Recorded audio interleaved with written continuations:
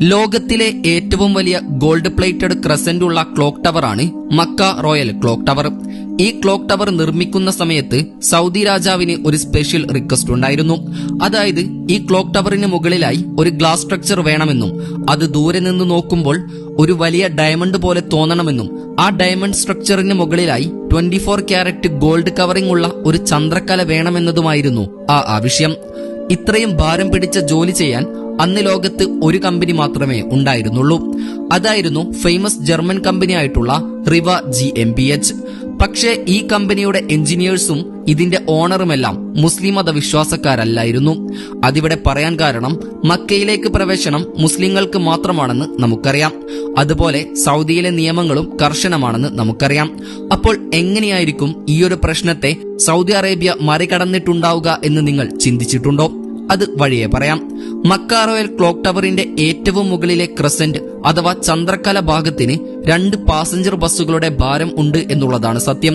കൂടാതെ 600 മീറ്ററോളം ഉയരത്തിലാണ് ഇത് പ്ലേസ് ചെയ്തിരിക്കുന്നത്.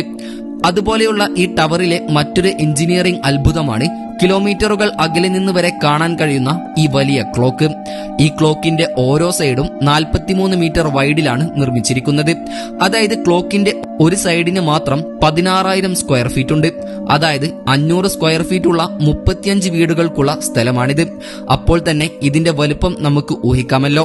കൂടാതെ ഈ ക്ലോക്ക് ടവർ നിർമ്മിക്കാനായി $16 ബില്യൺ അഥവാ ഇന്നത്തെ ഇന്ത്യൻ രൂപയുടെ മൂല്യമനുസരിച്ച് 1,37,000 കോടി ഇന്ത്യൻ രൂപയാണ് ചിലവഴിച്ചിട്ടുള്ളത്.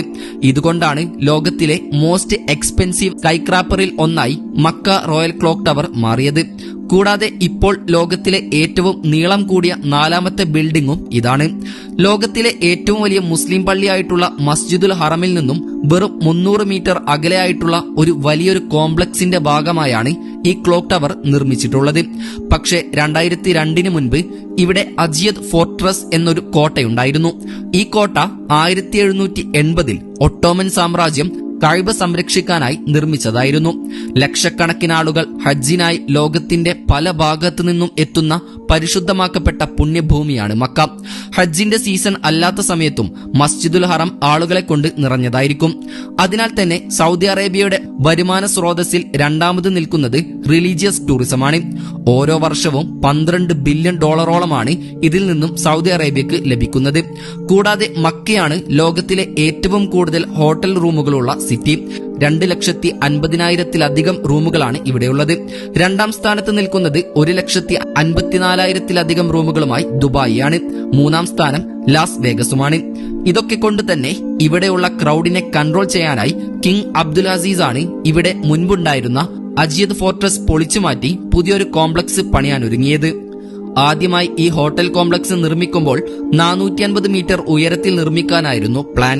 എന്നാൽ പിന്നീടത് 600 മീറ്ററോളം ഉയരത്തിൽ വരെ നിർമ്മിക്കാൻ തീരുമാനിക്കുകയായിരുന്നു. ആ സമയത്താണ് ഈ മിനാരത്തിന് മുകളിലായി വലിയൊരു ക്ലോക്ക് കൂടി നിർമ്മിക്കണമെന്ന ആശയം സൗദി രാജാവ് മുന്നോട്ട് വെക്കുന്നത്.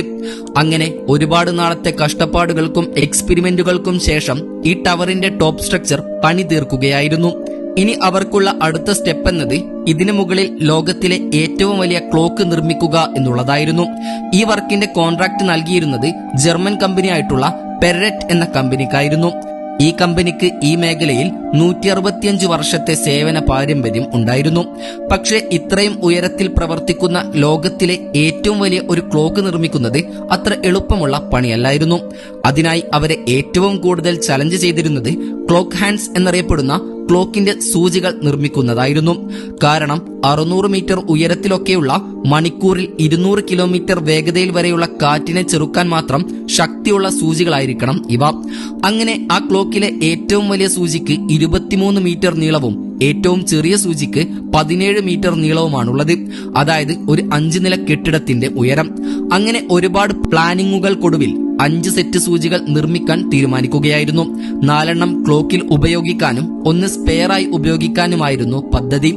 ഈ ഓരോ സൂചികൾക്കുള്ളിലൂടെയും ഒരാൾക്ക് നടക്കാൻ പാകത്തിന് വലിപ്പമുള്ളതായിരുന്നു. വലിയ ട്രെയിലറുകൾ ഉപയോഗിച്ചാണ് ഇത് ഡെലിവർ ചെയ്തിരുന്നത്. ക്ലോക്ക് ഡ്രൈവ് എന്നറിയപ്പെടുന്ന മോട്ടോറുകൾ ഓരോ സൂചിയിലും ഘടിപ്പിച്ചിരുന്നു. കൂടാതെ അതിൽ ജോലിക്കാർക്ക് വർക്ക് ചെയ്യാൻ വേണ്ടി മെയിന്റനൻസ് സ്വിച്ചും ഉണ്ടായിരുന്നു. ഇതിനുശേഷം അവർ നേരിട്ട മറ്റൊരു ടാസ്ക് എന്നത് ക്ലോക്കിന് വേണ്ട നിറം കണ്ടുപിടിക്കലായിരുന്നു. ആദ്യം ബ്ലാക്ക് ആൻഡ് വൈറ്റ് നിറം നൽകാനായിരുന്നു തീരുമാനിച്ചിരുന്നത്. പക്ഷെ രാത്രി സമയങ്ങളിൽ അതിലെ LED ലൈറ്റ് കാണാൻ അത്ര ഭംഗിയുണ്ടായിരുന്നില്ല.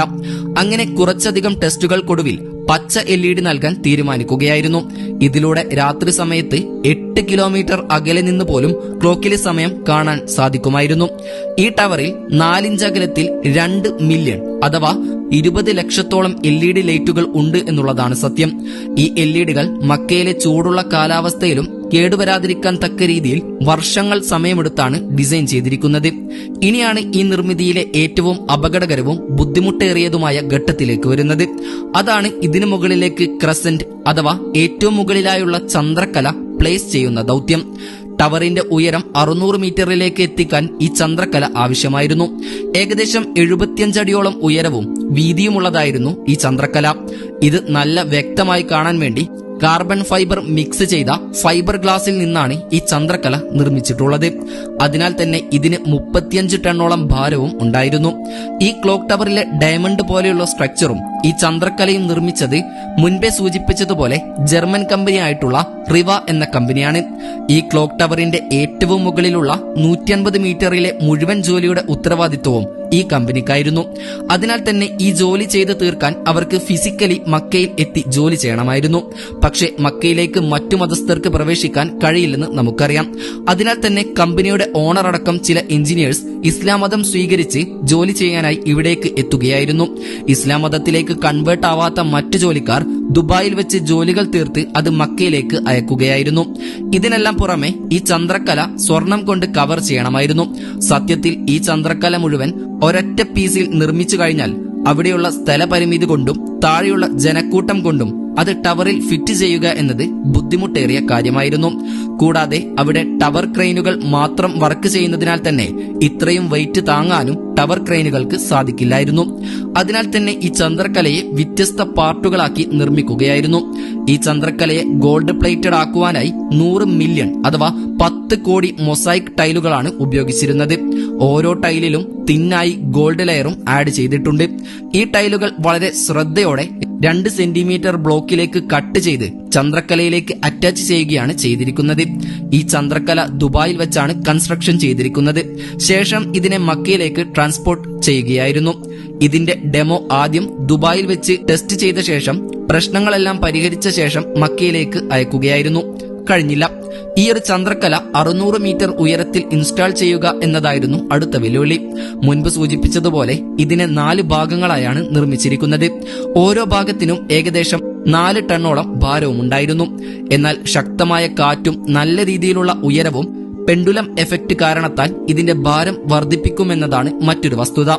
ഈ പറഞ്ഞതുപോലെ ചന്ദ്രക്കലയുടെ ഒരു ഭാഗം ഉയർത്തുന്നതിനിടെ കാറ്റടിച്ച് അത് ആടിയിളകാൻ ആരംഭിച്ചപ്പോഴേക്കും ജോലിക്കാർ പെട്ടെന്നതിനെ റോപ്പ് ഉപയോഗിച്ച് കെട്ടി അതിന്റെ ആട്ടം നിർത്തുകയും ശേഷം പതിയെ അതിനെ കൃത്യമായ സ്ഥലത്ത് പ്ലേസ് ചെയ്യുകയുമായിരുന്നു. ഈ ചന്ദ്രക്കലയുടെ ഉള്ളിലായി 3 നിലകളാണുള്ളത്. ഒന്ന് ഓഫീസും രണ്ടാമത്തേത് മീറ്റിംഗ് റൂമും മറ്റൊന്ന് പള്ളിയുമാണ്. ഈ പള്ളിയാണ് മനുഷ്യരാശി ഇന്നേ വരെ നിർമ്മിച്ചതിൽ വെച്ച് റെക്കോർഡ് ചെയ്യപ്പെട്ട ഏറ്റവും വലിയ സ്ട്രക്ചർ. കൂടാതെ ഈ ചന്ദ്രക്കല തന്നെയാണ് മനുഷ്യ നിർമ്മിച്ചതിൽ വെച്ച് ഏറ്റവും ഉയരത്തിലുള്ള വർക്ക് സ്പേസ്. ബുർജ് ഖലീഫയുടെ ഏറ്റവും ഉയരത്തിലുള്ള നില സ്ഥിതി ചെയ്യുന്നത് 585 മീറ്റർ ഉയരത്തിലാണ്. അതുപോലെ ഷാങ്ഹായ് ടവർ 583 മീറ്ററിലുമാണ്. 2002 മക്ക ടവറിന്റെ കൺസ്ട്രക്ഷൻ ആരംഭിക്കുന്നത്. 9 വർഷത്തെ കൺസ്ട്രക്ഷന് ശേഷം 2011 ഇതിന്റെ പണി പൂർണ്ണമായും അവസാനിക്കുന്നത്. ഈ ടവറിന്റെ ആർക്കിടെക്ചർ ആയിട്ടുള്ള ഗുൻഡർ നെല്ലസ് എന്ന വ്യക്തിക്ക് ഈ ക്ലോക്ക് ടവർ ഇതുവരെയും അടുത്തു വെച്ച് കാണാനുള്ള ഭാഗ്യം ലഭിച്ചിട്ടില്ല. പകരം അദ്ദേഹം ദൂരെ നിന്നും ആ ടവർ കാണുക മാത്രമാണ് ചെയ്തിട്ടുള്ളത്. ഏതായാലും ഒഫീഷ്യലി രേഖപ്പെടുത്താത്ത 8ാമത്തെ ലോകാത്ഭുതമായി ഇന്നും മക്ക റോയൽ ക്ലോക്ക് ടവർ നിലകൊള്ളുന്നു. ഇതിനെപ്പറ്റിയുള്ള നിങ്ങളുടെ അഭിപ്രായങ്ങൾ